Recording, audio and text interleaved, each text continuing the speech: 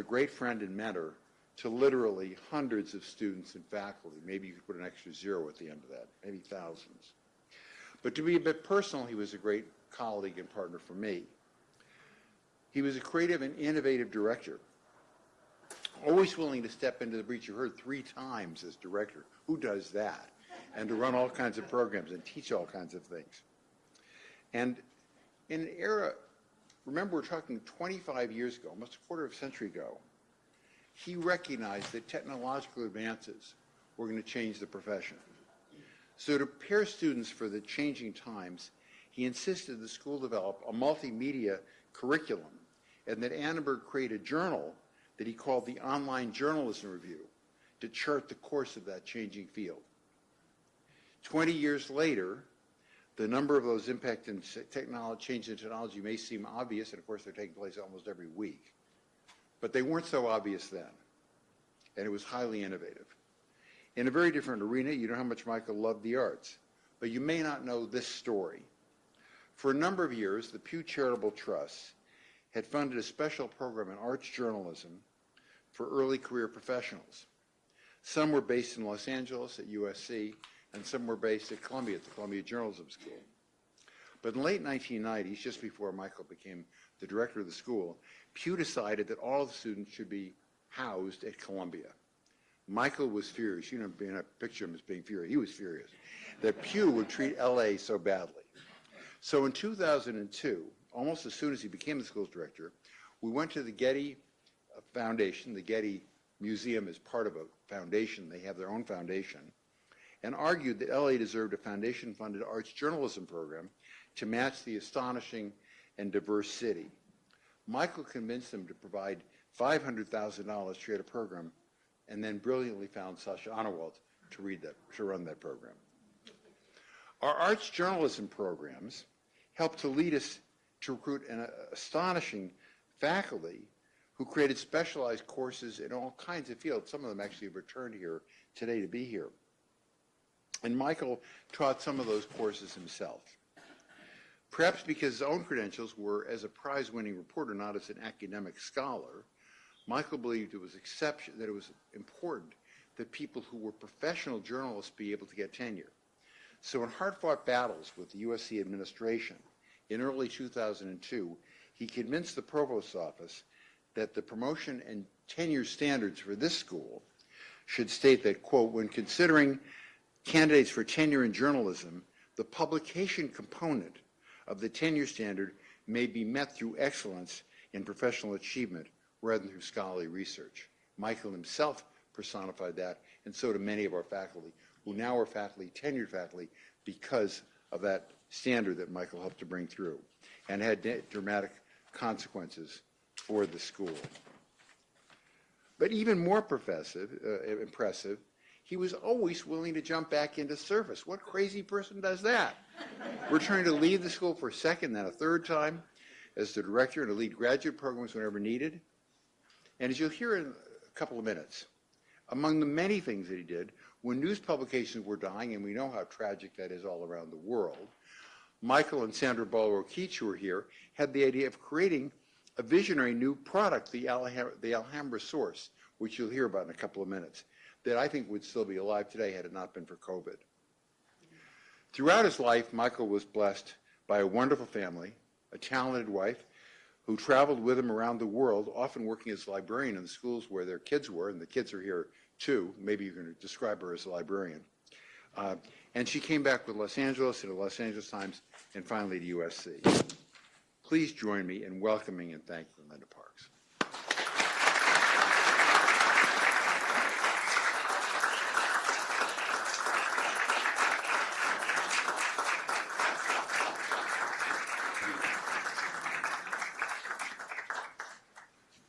Thank you so much. You'll have to forgive me if I can't remember your names. Michael often worked pretty late and didn't get home till 7 o'clock or so. But I do remember a lot of things about Michael and what you meant to him and what he meant to you. Michael was a wonderful, thoughtful person. Michael was a wonderful, thoughtful journalist. Michael was a wonderful, thoughtful professor. Michael was a wonderful, thoughtful spouse. Michael was a wonderful, thoughtful father and grandfather. Michael was a wonderful and thorough friend. Michael and I met at the University of Windsor, across from Detroit, Michigan, where we were students. Michael was covering a seminar in Canadian-American relations for the Detroit News, and I was working for the director of that seminar.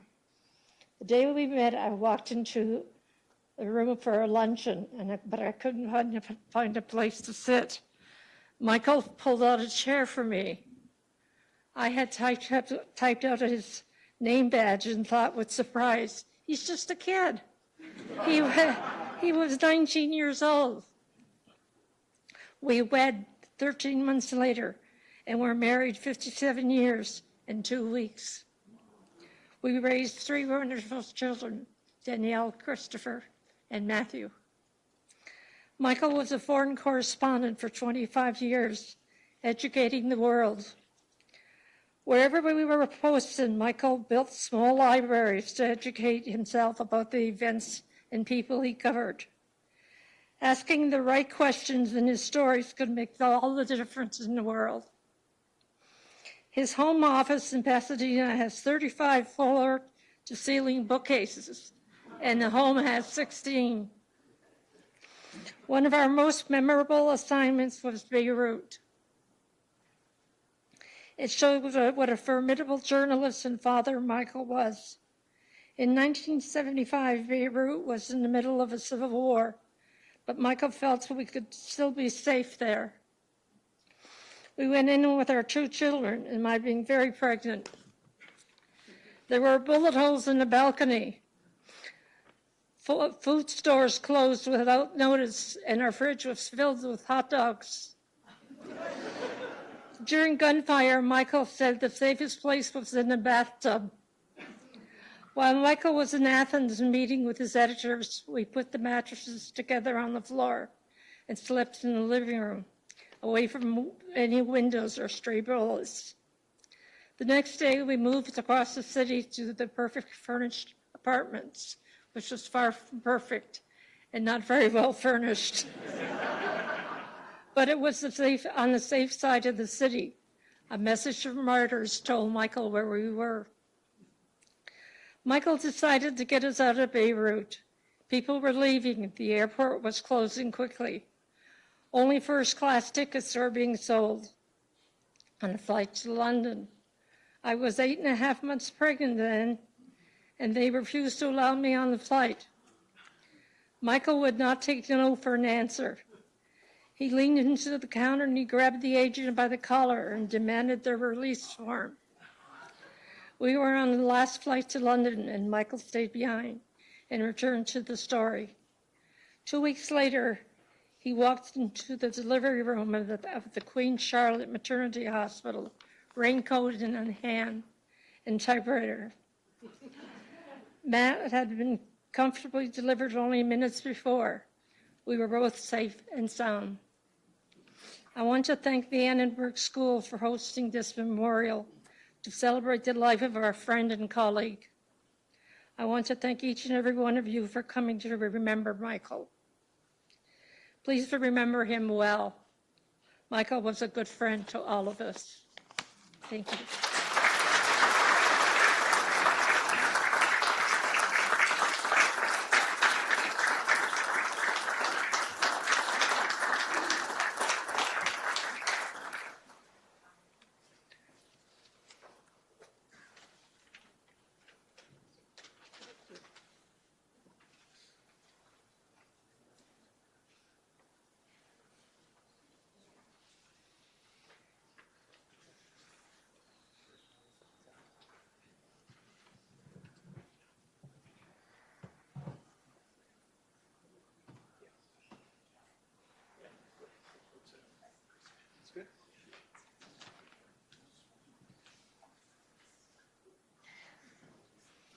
I'm ready.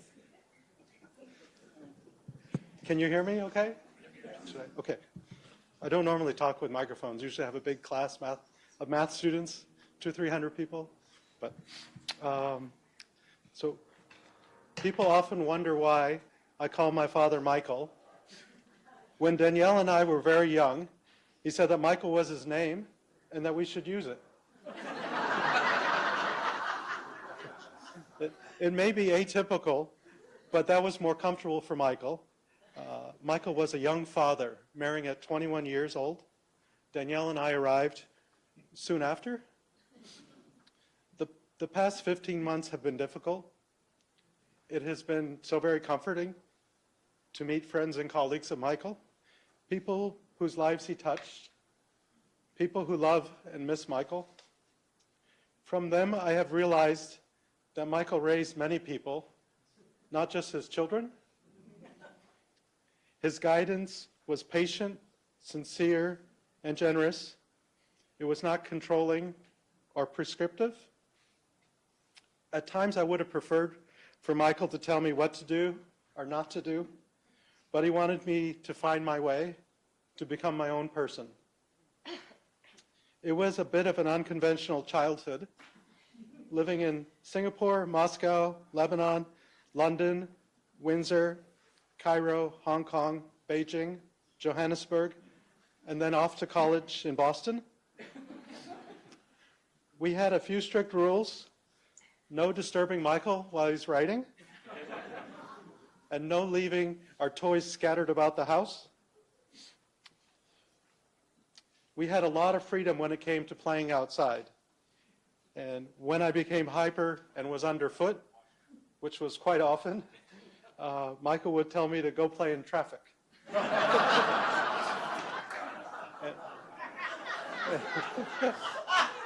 I thought that was a normal expression, but apparently not.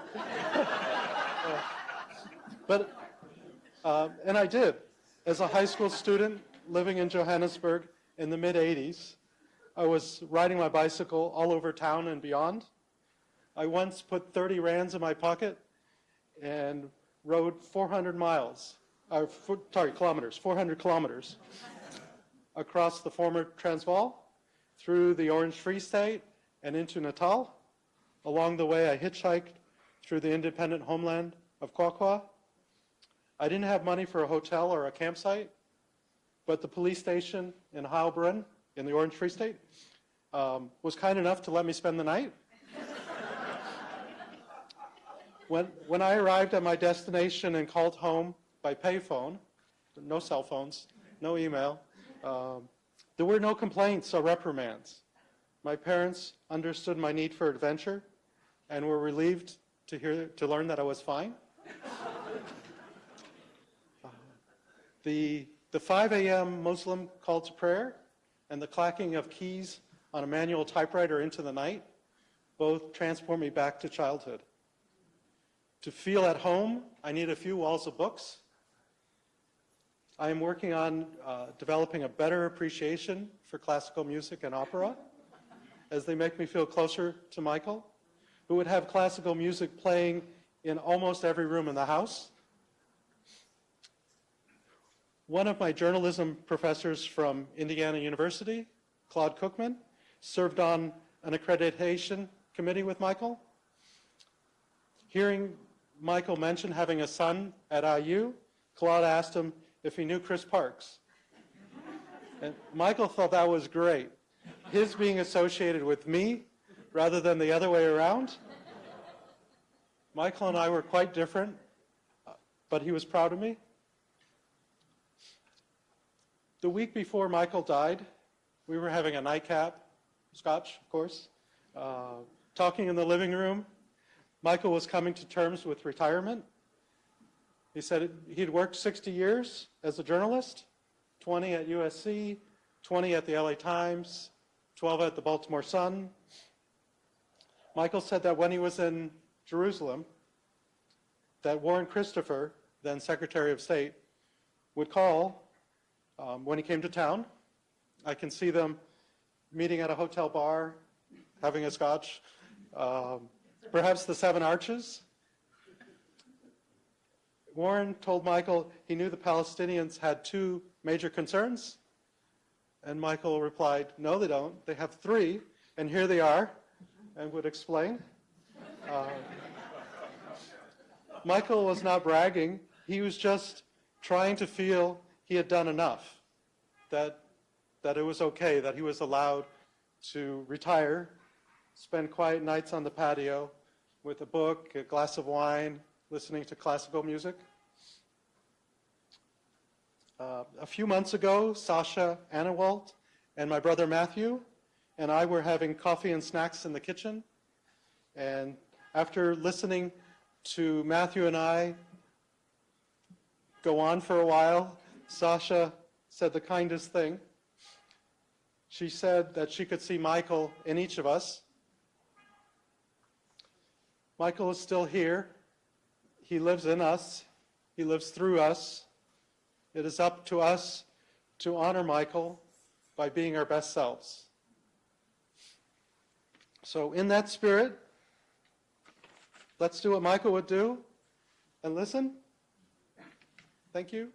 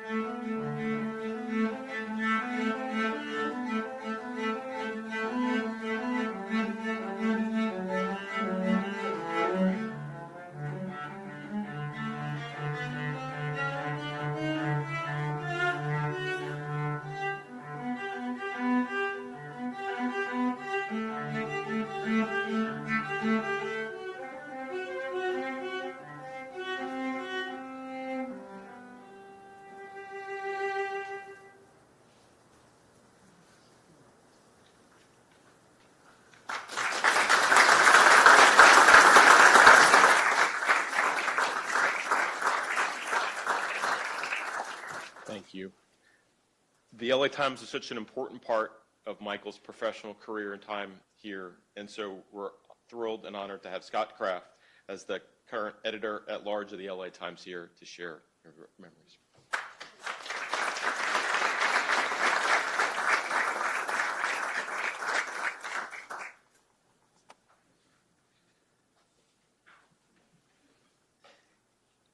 Thank you. Good afternoon. My name is Scott Kraft, and I'm very honored to be part of this celebration of Michael's life. I met Michael 3 decades ago when I was the LA Times bureau chief in Nairobi, and he was the bureau chief in Johannesburg, where he had just won a Pulitzer Prize. We met first in regular, very long phone calls on a landline, no bathroom breaks. Some of you who had the pleasure of talking with Michael on a landline know exactly what I'm talking about. Michael could be an intimidating figure in my world of foreign correspondence. He was the smartest person in every room. He and his daughter Danielle wrote each other chatty letters, which I always thought was kind of sweet until he told me they wrote them in Latin. I mean, who does that? We all knew Michael was an intellectual force to be reckoned with. When he moved to Moscow to run our bureau there, I was assigned to replace him in Joburg. Big shoes to fill. My wife Betsy and I inherited the house that Linda and Michael had lived in. I also inherited his phones, which were bugged by the apartheid government. I inherited a number of very well-tended files, Linda's influence, no doubt. And I inherited his large and incredibly bright office staff. I used to say that I spent more time writing paychecks for the office staff than I did writing stories. So he was a bit of an empire builder. But Michael was a joy to follow as a correspondent. He was, first of all, he was one of the best sourced reporters in Johannesburg, and he made a point of introducing me to absolutely everyone. And that generosity is much more unusual than you might think. He was fascinated by the politics of revolution, and the leaders of the anti-apartheid movement loved him. Surprisingly, many leaders of the white minority government found him fascinating too, which, by the way, came in handy when they expelled him, only to rescind their decision a few months later. He had a deep understanding of their country and its history. He knew it better than they did, and they loved listening to him talk. He was also a wonderful mentor to me, but to so many others. He was a champion of women, of female foreign correspondents in particular, several of whom are here, and that was at a time when that was really rare. And unlike so many correspondents, he was a generous colleague who took pride in what we all did. I could see that warmth and pride in his eyes from the time we first met in Johannesburg to the last time we had lunch together a few months before he died. During the weeks that we overlapped in South Africa, we traveled together to Zambia to meet the African National Congress leadership in exile. We would sit in the hotel restaurant waiting and waiting for our appointments to arrive. Don't worry, he said. They needed to be unpredictable to avoid assassination. So we were still waiting, but that first night in Michael's room around midnight, when there was a banging at the door. In came Thabo Mbeki, the future South African president, trailed by the chief military commander and other ANC honchos.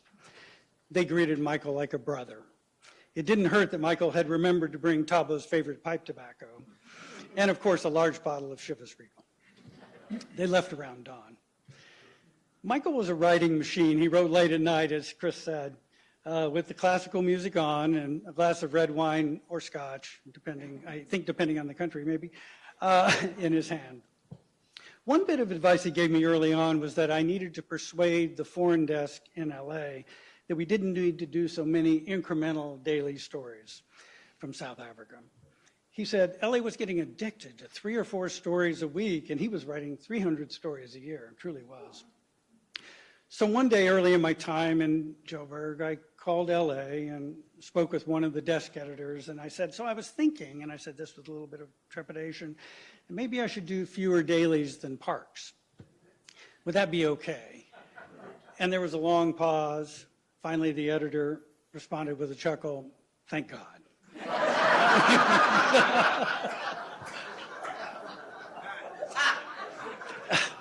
Later, as you know, Michael came in from the cold after a stellar career as a foreign correspondent. He moved to LA, a place he'd never lived, he and Linda had never lived, and soon became managing editor and then editor-in-chief. Michael and foreign editor Simon Lee lured me to an editing job in LA around that time, so I got to witness the arrival of Michael in LA. Some folks in the LA office found him intimidating.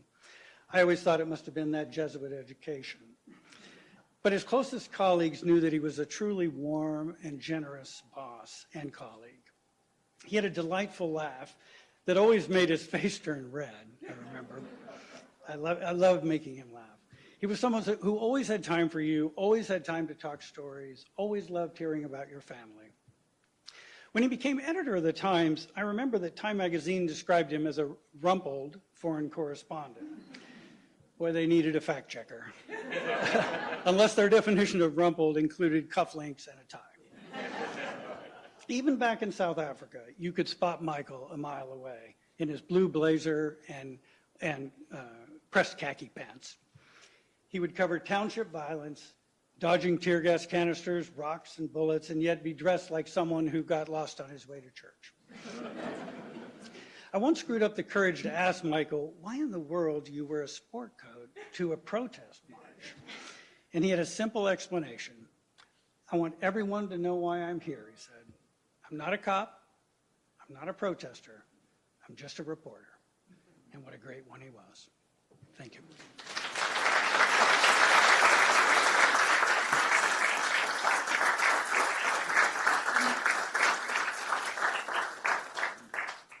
If Michael were in charge of the programming, he might say that most of us didn't need to speak, but he would want to hear from his students. And so there's perhaps no greater, more important part of the program today than welcoming. Many of us know her as an associate professor at Cal State University Northridge, but Daniela Gerson was also a student of Michael's. Daniela.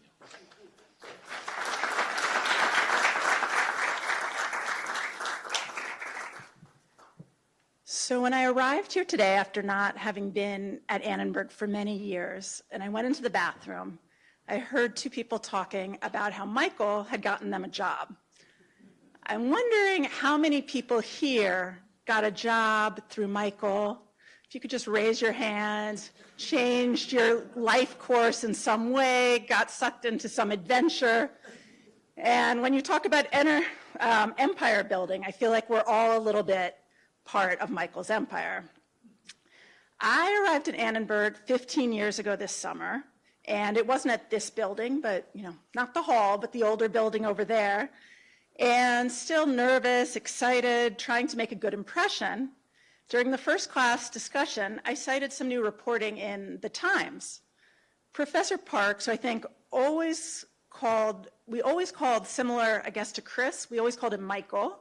And he always signed every email simply equals Parks. I don't know if he did that to you too, or if he actually did Michael. He interrupted me and he said, "You mean that East Coast Times?" It took Sasha to school me who I was dealing with. At the time, I did not know how lucky I was to be part of the first class of the specialized journalism program. I applied late, recently returned to New York from reporting for a year on a fellowship in Europe, and not quite sure what to do next. Roberto Soro, who's somewhere in the back, and we'll hear from later, who I knew from covering immigration, he told me about this new program he was co-launching. 2 months later, it was August, I was here at Annenberg, and I thought it would be a 9-month stint in Los Angeles. Michael would change that. Michael and Roberto were creating a program along with us, and it was thrilling to be part of it, particularly because all around us, the journalism industry was in free fall. I recall 5 outlets that I had contributed to shutting operations in that year. But in Michael and Roberto's classes, we felt like we were pioneers creating something new. The graduates from those first classes are now spread across the globe.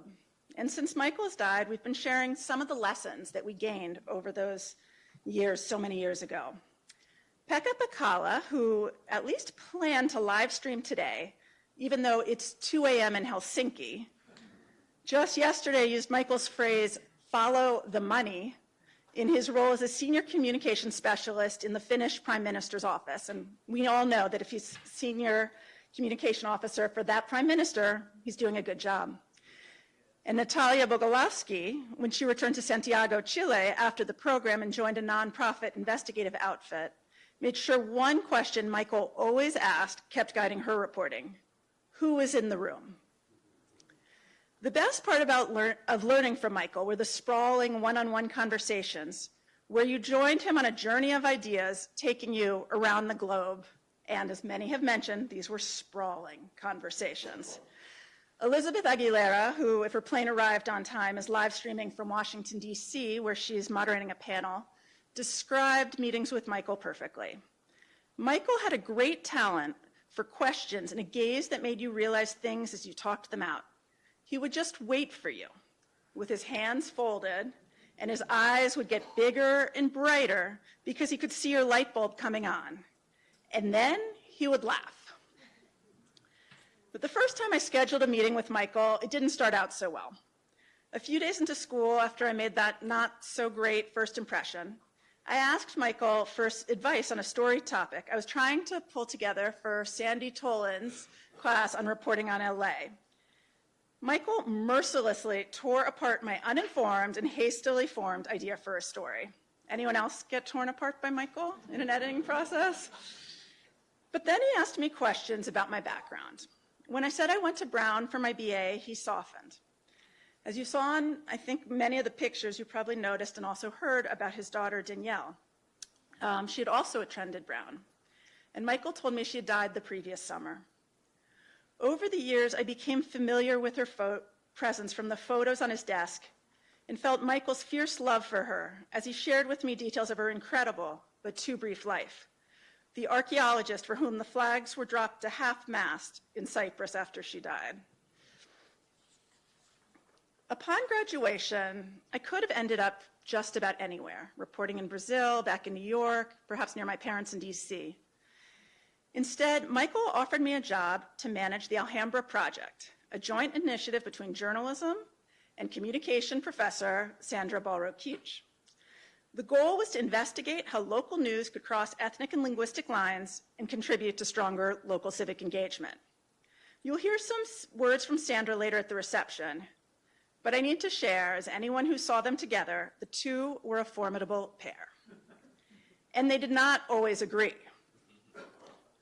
But they always came to the table together, worked through their differences, and they cultivated this project for 12 years, impacting the community and the scores of researchers, students, and volunteer contributors who were involved in it. For me, being part of the Alhambra Project and later the Alhambra Source changed more than just my geographical trajectory. It transformed how I understood local news, community, and the power of collaboration. My favorite part of working with Michael, as for so many, was taking meetings with him in his office with the classical music playing, the books lined with walls, and the little pieces of paper he would take out when an idea struck him and then slide back in his dress shirt pocket. What happened to all of those little pieces of paper? One day, a student was there when I arrived. She asked me what we were doing creating a site in Alhambra.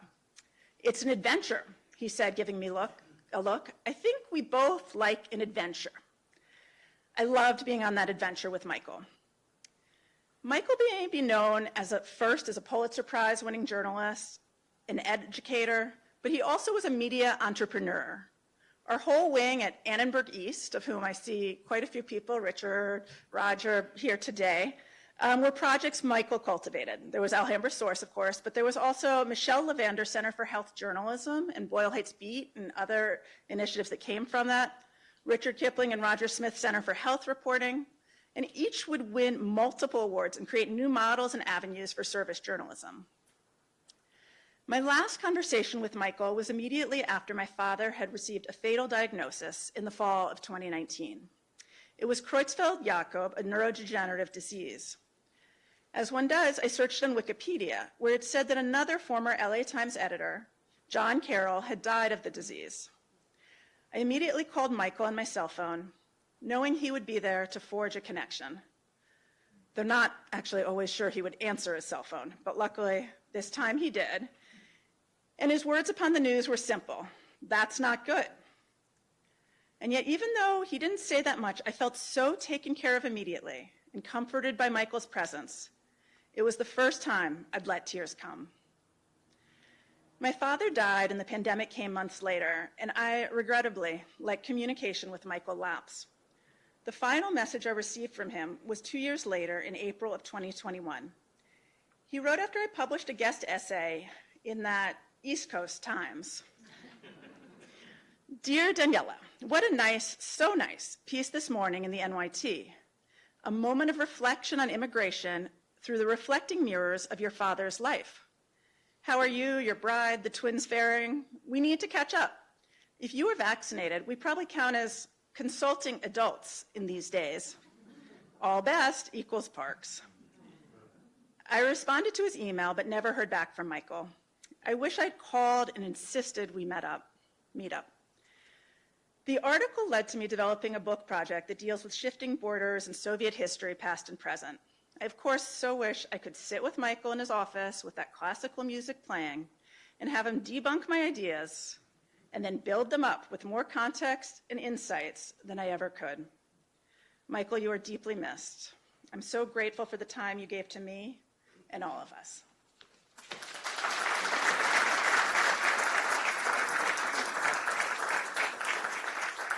Well, Danielle, you'll appreciate the Parks family has been generous in so many ways, including boxes of Michael's notes. So I think many of those little pieces are in boxes that we're working on making sure that a journalism archive makes those available to researchers for along the future. The Parks family has been so generous today in including that Michael's sister Lisa is joining us from South Carolina. So Lisa, Parks.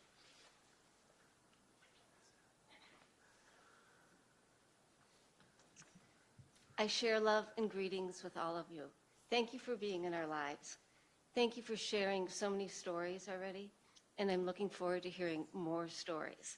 So a lot of you, I understand, do not know the dynamics of the Parks family, the Parks siblings, because I was asked several times, as I walked through the hall. So you're going to get the story. So I want you all to imagine when you were young, and you would play hopscotch. So there's somebody up here, and then there's somebody here, or there's a box up here, a box here, a box here, a box here, and a box here. And you got to hop, hop, hop. So let's start up at the top. My brother, Michael, is in the top box. Then on the two side boxes where you go, boom, boom, are Connie and Molly, the first set of twins. And then you go down into this little skinny horizontal box, and that's me, Lisa. I am the middle of these 7 children, these 7 boxes that you're all hopping through. And then under me are these long horizontal boxes with the second set of twins, Jim and Jane. And then we land on that last little box, my youngest brother, Tom Parks. So I've got 3 siblings left, and when asked to speak here as a representative of the Parks family, I said, oh, sure, I'll do that. And I messaged my brothers and my sister, and I said, would you like to share a story about life with Michael Parks? Well, I didn't get any immediate answers. In fact, I gave them a deadline. I said, I'm on a time budget here. Okay, you got to give me your notes. I got to get this together. And your time budget's Wednesday of last week.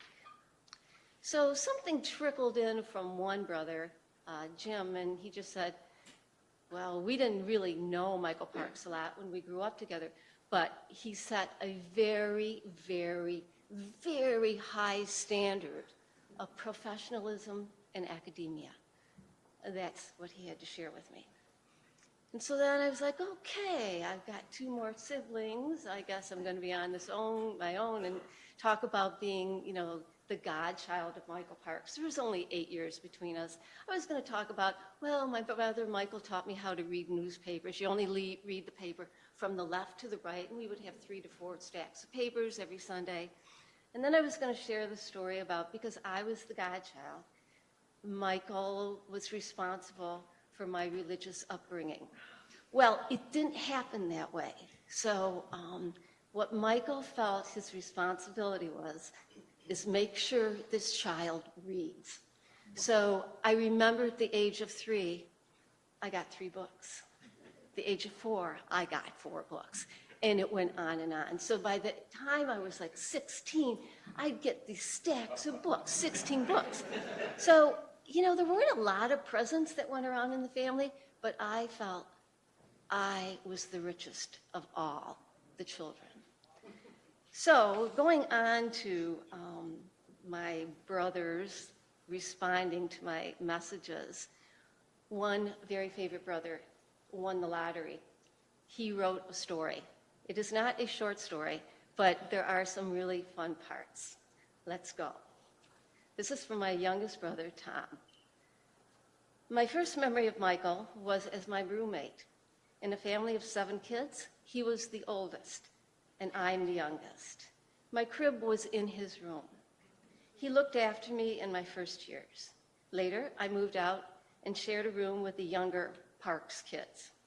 Michael then had his own room, which is a really big deal in our family. Michael did not waste any time decorating. Stacked floor to ceiling were books. Surprise, surprise, books and more books. Larger books were laid horizontally, supporting the next row of vertical books. All four walls were covered. And I always wondered why that room was like so dark. Us little kids always referred to it as the ivory tower. We were not allowed in there. So over time, the room grew smaller as book walls moved inward. Michael had typed an inventory label for each book and taped it on the spine. I can only assume that there was a typed list with the title, author, and location within the bedroom stacks. As far back as I can remember, Michael was typing. On a warm summer night with the windows wide open, I could hear Michael pecking away with his 2 index fingers 3 doors down. I wondered, did he ever learn to type using all of his fingers? In addition to a shortage of bedrooms, hand-me-downs were an integral part of a large family operation. There was a big age gap between Michael and me, and not much made it my way in the annual clothing exchange. However, I was the lucky recipient of a pup tent. The tent was a gift to Michael when he was born. It was from an awning company, an advertiser in our church weekly paper that our dad published. As pup tents go, this was on the larger size, and a tad flamboyant. The canvas was maroon and white with stripes. In large white letters across the front was Michael Parks. I used the circus tent camping throughout Michigan. This was the Boy Scout, the Eagle Scout in the family. Often being asked, who is Michael Parks? Or, well, where is he? When will he be performing? Stories of what was going to happen in the future. Michael was not mechanically minded and did not know much about the workings of an automobile, nor did he care. As a young driver, Michael was not aware that when the oil light was illuminated, that the engine needed oil. Without it, the engine would seize up, as it did, I remember it well, 100 miles away from home. The families, and this is up for discussion, was it a 1953 baby blue Ford sedan or a 1954? 54, had died a sudden death in the Irish hills of Michigan. However, it was not all bad. The younger Parks kids benefited from Michael's mishap. The junkyard paid $25, and the funds were used to take us to the Michigan State Fair right down the street. While Michael was in Southeast Asia, Linda needed an automotive upgrade. So my dad, who was known as Pops, orchestrated a car shuffle, finding a newer car for Linda and giving me the hand-me-down, Michael's first car. Remember, we're from Detroit, so cars and, the dates and exactly the style and the color is really important. So this was a 1965 fire engine red Plymouth Valiant with vinyl seats, vinyl floor, and an AM radio. It was a basic car, but it was a workhorse. Michael used it to crisscross the city of Detroit, gathering news from the newsmakers and racing back to the Detroit News with a deadline looming. Engine oil level? Never a concern. I drove the car for its remaining life, dutifully pouring a quart of oil into the crankcase every morning until it died. Again, 100 miles away from home. However, it was not all bad. I used the $25 from the junkyard to replace the Michael Parks pup tent that I had forgotten was in the trunk of Michael's first car. These are the kinds of stories that we have about Michael Parks, and we can go on and on and on. Y'all can come up and ask me. I've got some to share later. And again, my heart goes out to all of you. Thank you.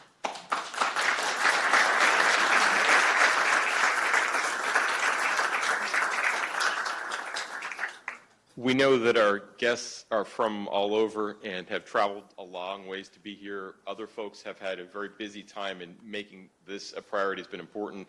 Our next speaker is someone who I think can challenge virtually anyone for the week that they've had. She is the Chief of Staff for the University Communications and the Vice President of Content Strategy for the university. So even from my vantage point, that meant opening a new USC facility in Washington, D.C., and then there was a little event this weekend that USC and the LA Times helped coordinate. So Beth Schuster, thank you so much for being here, for sharing your memories, Michael.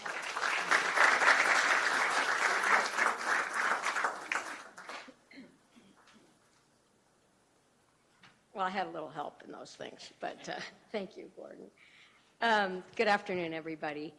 My father, Al Schuster, was Michael's foreign editor at the LA Times.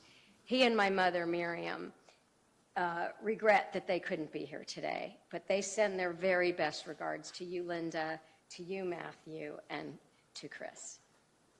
I'm going to read a few remarks from my dad. He wrote these and rewrote them and edited them and re-edited them. And then last night I said, there will be no more edits. Pretend we are going to press.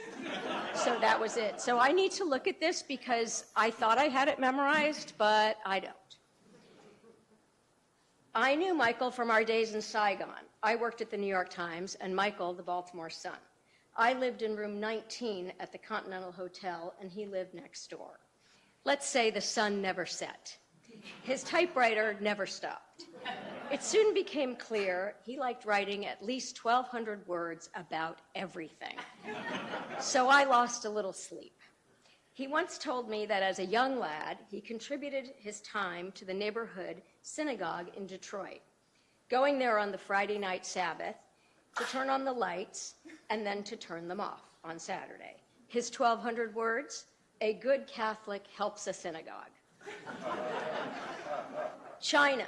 Miriam and Linda joined us on a journey to a fish farm outside of Beijing. Michael chokes on a bone and is rushed to a local hospital. His 1,200 words, the state of medical care in rural China. Then South Africa. The government wanted to kick him out. He was too good. Editor Bill Thomas and I went there to intervene. That worked. His 1,200 words, officials in South Africa decide to make nice to Michael Parks. So did the Pulitzer Prize Committee, which selected him for his coverage there. And of course, many of those prize-winning stories ran longer than usual. Now, let me conclude with 6 words of my own. Michael was a great foreign correspondent. Those were my father's words. He's 93, and as you can tell, he hasn't lost his touch at all. I just want to tell one quick story of my own about Michael. In 1997, during Michael's tenure as editor of the LA Times, the paper won a Pulitzer for breaking news. Michael said he never attended the ceremony at Columbia for his Pulitzer when he was a reporter. I was too busy working, he said. Again, the sun never set on his work ethic. He is missed by everyone here, and I can tell by everyone who's known him. So thank you very much for having us here today.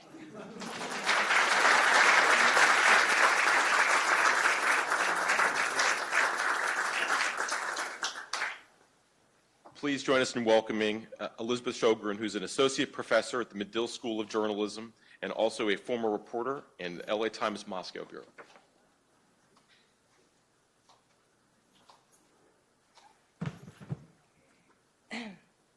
Long before Michael joined the faculty at USC, he was training young journalists. I'm fortunate to have been one of them. It was early 1990. The Berlin Wall had just come down, and Michael was looking to hire a new reporter into the Moscow Bureau. Somehow he persuaded your father to hire 2 instead of 1, Carrie Goldberg and me, and that was the beginning of my time at the Los Angeles Times. What stands out to me about my time with Michael was his unbridled belief in us. He vacated his office so that Carrie and I could share it. He put in 2 enormous desks so that we wouldn't feel like secretaries or something, but that we were real foreign correspondents. And and he set us free to go out reporting wherever the stories would take us. And they took us across the vast Soviet Union. Then when I came back to the office, I was just 3 years out of grad school at this time. Michael would sit with me and coax out the best stories possible from my notebooks. And then after not too long, I can't remember how long, there was no sitting next to me and coaxing me. It was just, it's your turn, Elizabeth, you do it. And so it just happened when there was this minor coup in the Soviet Union. He was out of the country. John Thor Dalberg was out of the country. And Carrie Goldberg was, I think, in Siberia. It was just me there. It was quite a day. But that was just a little example of how Michael really believed in me and believed in all of us and just set us free to do the best we could do. Michael was a magnet for young reporters. There was a stream of ambitious 20-somethings coming to our tiny little bureau in Moscow. And he'd send them out to cover the incredible thing that was happening as the Soviet Union was breaking up. And one of those reporters was Esther Schrader, a dear friend of mine who's sitting right back there. He sent her to the Caucasus, to Ukraine, to the Baltic republics. She was everywhere, and she was, I don't know, 17 at the time. But he was sure he could do it. And whenever she was back, he would host her in their home. Linda and Michael would host her when she came back. And it was just a joy to be with him there and to learn from him. And he empowered each of us young people to soar. Michael and I stayed close throughout the years. He paid close attention to my reporting and would give me feedback on stories he liked and those he didn't like very much. And as he came to LA, as Scott was saying, and rose to be the editor of the Times, I was the White House correspondent at that time, and Esther was covering Latin American affairs in the Washington Bureau. Carrie, by that time, had flown off to the New York Times, but he stayed close to all of us, and I always felt like he was cheering for us. After Michael came here to USC, he would love to regale me with stories about his students and their triumphs. And as Carrie said to me yesterday, Michael was a great leader because he led with love. And for me, that love meant, as I said, cheering for me as my career evolved. And about a year and a half ago, some crazy idea came up for me to apply for a job at Northwestern, which was looking for a new head of the graduate journalism program in DC. And Michael encouraged me to do it and then coached me. We spent hours on the phone talking about what it meant to be a professor in this crazy, to teach young people this crazy journalism field that we'd love so much. And I remember one of the things he told me was that the thing that you have to teach journalists is that journalism is changing all the time. So you just need to learn the basics, and you need to be ready for whatever ways it's going to change, because it won't stay the same. And now, Michael didn't get to learn that I did get the job at Northwestern, but I did, and I have the joy of hearing his voice in my head every single day as I teach my students, and delight as I watch them soar. And sorry, I thought I could get through this, but I miss Michael very much. Carrie Goldberg couldn't be here today. She asked me to read this for her. Beatific is my favorite adjective for Michael. I've been grateful to him forever for his extraordinary benevolence and the life-changing effect he had on my career. But I think what I'll always remember most is his essence, not just his goodness, but taking joy in goodness, seeming happy, really, truly happy about being with his family, about working around the clock, about serving and helping readers, colleagues, and students. No matter his age, he always had something of the scrubbed, beaming choir boy about him. He was always in virtuous service. That and an endearing Yoda-like ability to know what to do, along with a willingness to shoulder the burdens of leadership and relish the opportunities it gave him to elevate others. May his memory be a blessing.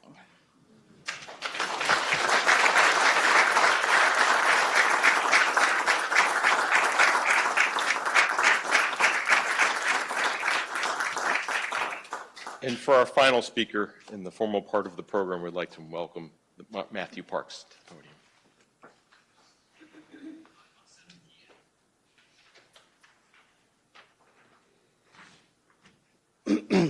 Okay, good evening, everybody. So I'm Michael's last kid. I think I was a bit of a negotiated settlement with Mom, because there was a decade between me and Chris and Danielle. So yeah, I think, no, thanks for having us. So I have a bit of a weird accent. I live in Cape Town, the prodigal son. So, but my wife, Susanna, is listening to us. My four kids, Danisa and Lenina, our daughters. Fidel and Milka also watching from Cape Town and from Durban. It's about 1 a.m. their side. And my daughter's a bit upset today. She didn't want to go to class. I said, well, look, there's not a moment to be sad, but rather to celebrate Michael's life, you know? I think to enjoy his memories. And I think he wouldn't be impressed if she didn't go to class. So I think, look, Michael, I think, was unique. I think as his youngest kid, it's always a little bit weird to hear Michael's colleagues talking about him, because you have a slightly different view of your father when you're growing up. I think, like Chris said, my earliest memories of Michael were with him, well, I think of Al Schuster, working until 2 a.m, typing stories and being a very strict taskmaster. I definitely did not want to earn his wrath as a kid. And I think even as a middle-aged adult, I also didn't want to earn it. I think with hindsight, I'm amazed how patient he was with us, especially with myself. Aunt Lloyd might remember I was forever misbehaving. I was always in trouble. But look, he had a grueling and an exhilarating job. It wasn't an easy one. Yet he was always supportive of his kids. He was patient and understanding, even when he was less than impressed with us. But his irritation would be momentarily, and then he would move on, you know. I think, you know, well, like many teenagers, I had once had a very bright and brilliant idea as a teenager. Hopefully Mom doesn't remember it. She wasn't impressed either. We were in Jerusalem, and I took Michael's car for a drive across Jerusalem. Because you know, what could possibly go wrong with an unlicensed teenage son of a journalist driving a Palestinian rental car across Jerusalem at the height of the Intifada? You know, what could go wrong? So when I got back, I realized the speedometer had, you know, accumulated some kilometers. So if you remember that movie Ferris Bueller's Day Off, so I tried it. Surprisingly, it didn't work out. So I tried to just disable it. That didn't help. But I was very brilliant. I nicked one of the indicators in the car. So I got the driver to fix it. I didn't know Mike had also nicked the other indicator. When he came back, he was like, so why is the indicator now fixed? So that's how he caught my little brilliant idea. But look, once Michael had his say, and it wasn't a pleasant conversation, it was done, and he expected you to learn your lesson quickly. I think Michael was really a creature of habit, so when I smell Old Spice, the aftershave, it's Michael, so I buy it myself. You know, we grew up as kids listening to BBC and to Voice of America News. You could hear the bell before the news. I can remember myself and my mother, Michael, sitting in Beijing in 1983, listening to the news about the Korean airline, which was shot down by the Soviet Air Force, or the war between Argentina and Britain over the Falkland Islands. It's a bit strange as, you know, 8-year-old kids to know all these things. But I think we're really fortunate all the places we lived in, from Beijing to Joburg, to all the events we witnessed from the collapse of the Soviet Union, to the Oslo Peace Accord in Jerusalem. I've had luck to visit Germany last year. You know, I met with senior politicians and all that. But I think for me, the real highlight is the place that Michael took Mom and myself to visit in East Berlin just before the wall fell in '89. hunted and hunted and hunted. And I found it after 7 kilometers of walking. I think Michael lived journalism. He'd always convert a garage or a flat into his office. As Lisa said, it would have wall-to-wall bookcases, stacks of newspapers. I would earn my little pocket money by helping him to cut his telexes. I don't know if students here know what a telex machine was, the precursor to the fax machine. His colleagues, all the journalists you would hear about, Al Schust and many others, would be honorary members of our family, always invited to dinner when they'd be in town, from wherever they're coming from. I think for the past year, it's not easy, but it feels quite heartwarming to hear from Michael's colleagues, Liz, Carrie, Emily, the Moscow alumni, how he sought to be a mentor for them and how well they'd done in his life. I think he would really be pleased and be proud. He would often come to Cape Town with various young USC students, barely 20 years old, to expose them to the international world of journalism. When Chris and I met with Scott, who followed Michael in Joburg, so I don't know if Scott was going to say this, but he had mentioned to us earlier this year that Michael was a student of revolution and liberation movements, and he was passionate about it. He loved reading. He used to get in trouble with the police in South Africa. I remember after Mom wasn't there. I don't know where you were. But you were on holiday, I think Windsor. Chris had gone, Ding had gone. It was me and Michael, and the police broke into the garage. Then they broke into Mom's car, but there was no radio in the car, so they're trying to cover up. They actually wanted to break into his office, and the car was just a decoy. At one stage, it became a little bit rough, but worrying. So he had an armed guard protecting our house with a shotgun just before Scott came down, which I thought was great and fun. And police used to visit Michael and looking for somebody, and Michael's like, no, I don't know what you're talking about. But that person was actually sitting in Danielle's room before they go and hide in the U.S. Council the next day because on the run from the police. When Michael left, he had a farewell party. Also, the political activists came and so forth to wish him well. When I was at school in Joburg, my headmaster wasn't impressed with Michael. He was a former Rhodesian security police officer. So you're the bloody son of the communist, So yeah. But anyway, Michael loved reading. I think he was very fond of his days at the Jesuit high school. I think he loved the Jesuit values. He'd always kind of listen to what the Pope had to say over Christmas. I think he really loved the Jesuit values of life learning. And I think wherever he worked, Michael always spent hours studying the local language, whether it's Chinese, Russian, or Hebrew, Arabic, often becoming fluent. Over dinner, especially Chinese dinner, he'd always have some little quip in Russian or Chinese. He had one in Afrikaans about die boer maak 'n plan, which means the farmer or the Afrikaner makes a plan. I think that was Michael's kind of creed. I've also kind of embraced, times are tough, but you'll make a plan. He enjoyed bantering in Latin with our late sister Danielle, another classic scholar. I think Michael and Danielle really had a special connection. They were really similar in many respects. He was very proud of her achievements, and she was proud of his, and I think very protective of him as well. I think Michael was a formidable journalist, as you've heard from people who know better than me. But I think, the second chapter of his career as a professor really helped him shape many young students, share the lessons and experience he had learned from over half a century of reporting across the world. I think he'd always say to me, I'm sure he said to the students, so you've seen history changing international events, so now explain it in a way that makes sense to the ordinary reader in Orange County or LA, who has no idea where's Georgia or Armenia or Azerbaijan. He was a journalist, he was a professor, but he was also a father who made sure his kids and his 4 grandchildren had all the opportunities they needed to succeed in life. I was amazed how he would enjoy spending time discussing the latest English Premier League soccer games with my son, Amilcar, who was a soccer fanatic. I just knew about Chelsea. I could have the latest games, who scored what, who didn't score why.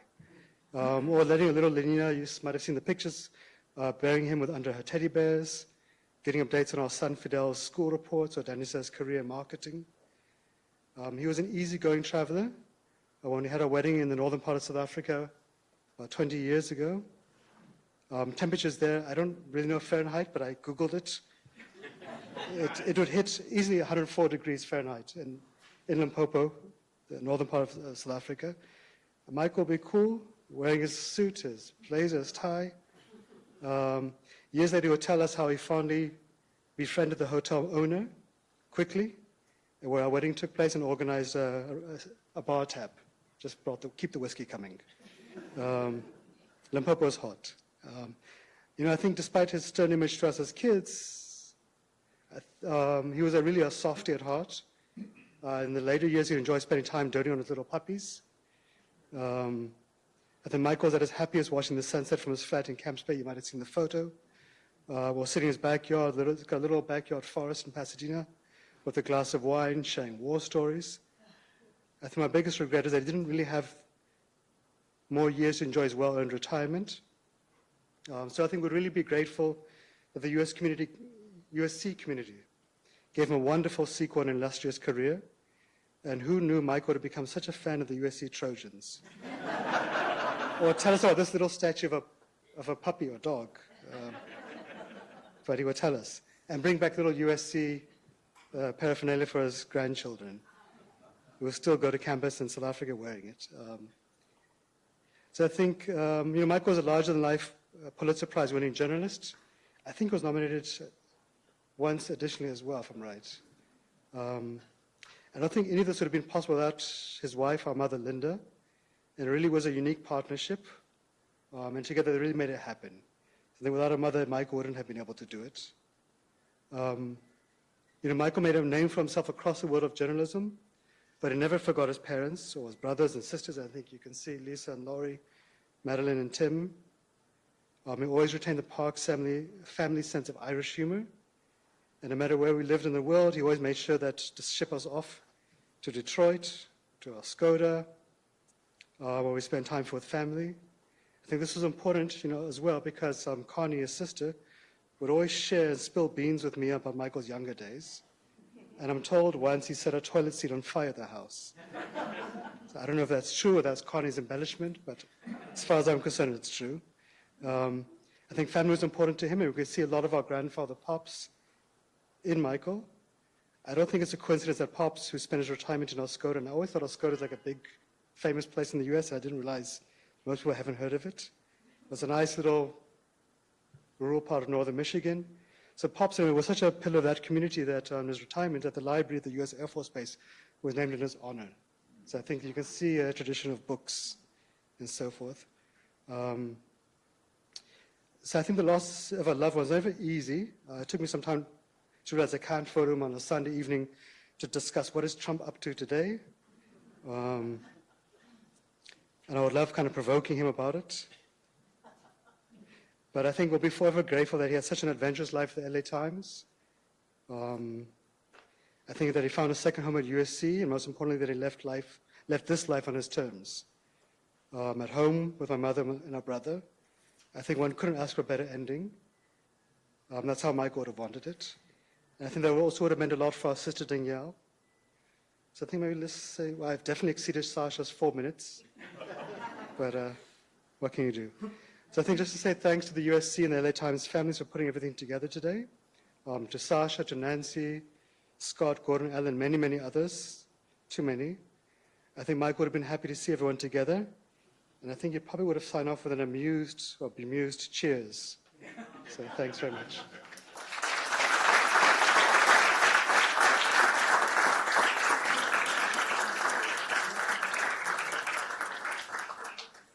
When this program was designed, the question was how to begin to celebrate and recognize a remarkable person. And I want to thank everyone from the Parks family to all of the speakers, to everyone here for embracing the idea of celebrating Michael. But we realize that if your experience has been like mine, this last few minutes has your mind thinking of all those moments when he sternly but accurately corrected you, not because he was doing it to make a point, because it was important that it was right. Those moments where he was generous and kind, and those moments that you heard about his laughter and his smile. So we thought, what better way to embrace that and to allow that to continue? So we'll move outside, and the way that we've thought about it is the open microphone, the reception, and the time to be outside is a little bit of thinking. If you have this wistful moment, that maybe I will look over in the corner and envision Michael sitting there and enjoying the moment. Thank all of you for being here and looking forward to the next one. So.